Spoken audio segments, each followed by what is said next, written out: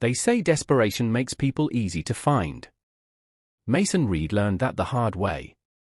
A black card appeared in his life without explanation, no sender, no address, only shapes that felt wrong to look at for too long. Circle. Triangle. Square. A simple offer followed, almost polite in its wording. A game. A reward. A way out. But it wasn't the message that unsettled him. It was how accurately it knew him. His debts. His routines. His silence. Mason thought it was a mistake. Until the world around him began acting like it wasn't. That night, he stopped feeling like a participant in life, and started feeling observed by it. The facility did not feel real. It felt assembled. Bright colors. Clean surfaces. Endless order designed to calm fear rather than remove it. Hundreds of people stood in identical clothing, all pretending they were still in control of their decisions. Mason wasn't alone anymore. Lena watched everything like she expected betrayal to arrive early. Hannah stayed close to silence, as if noise itself was dangerous. Curtis smiled too often. Felix never smiled at all. Then the rules were spoken. Simple. Childhood-like. Almost comforting. That comfort lasted seconds. When the game began, reality stopped behaving like a promise and started behaving like a warning. Every movement mattered. Every hesitation had weight.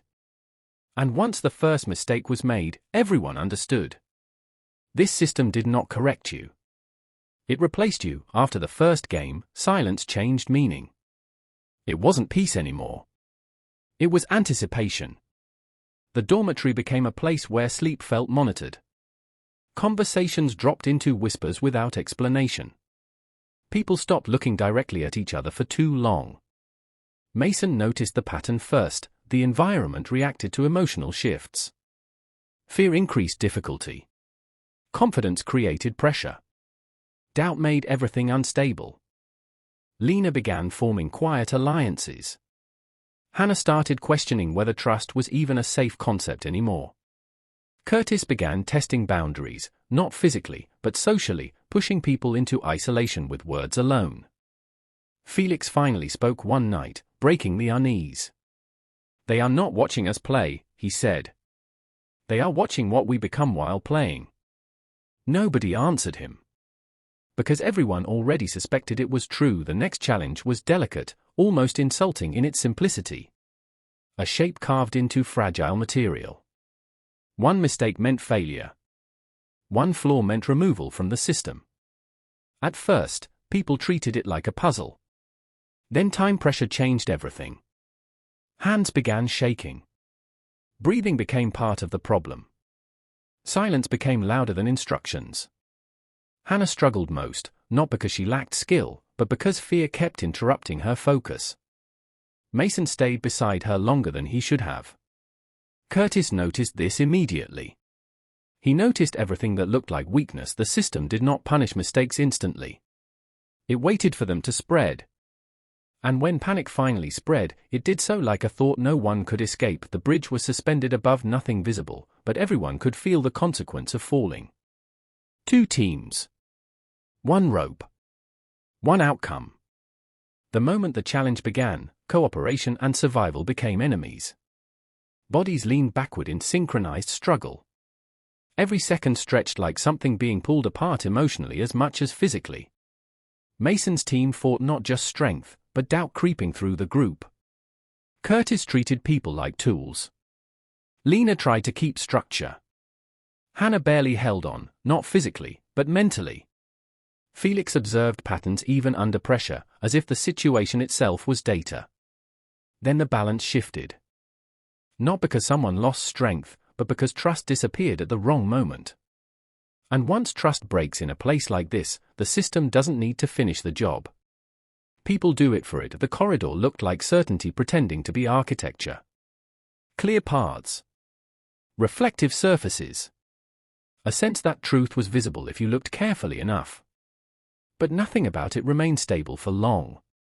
Each step required belief. Each hesitation required risk. The group learned quickly that knowledge wasn't enough, timing mattered more than understanding. Felix tried to guide them using logic, but logic lost value when conditions began changing without warning. One by one, the group thinned, not through chaos, but through realization. Certainty itself was unreliable here. By the time Mason reached the end, he no longer trusted surfaces, sounds, or even his own judgment of distance. The system didn't break people here. It removed the idea that anything could be trusted at all. They were rewarded with silence dressed as luxury. A room designed to feel like safety. Warm lighting. Perfect symmetry. Food arranged with precision that felt unnatural rather than comforting. But no one relaxed. Because by now, reward and warning had become indistinguishable. Curtis spoke more openly here, like pressure finally gave him permission to exist fully. Lena tried to keep everyone mentally anchored.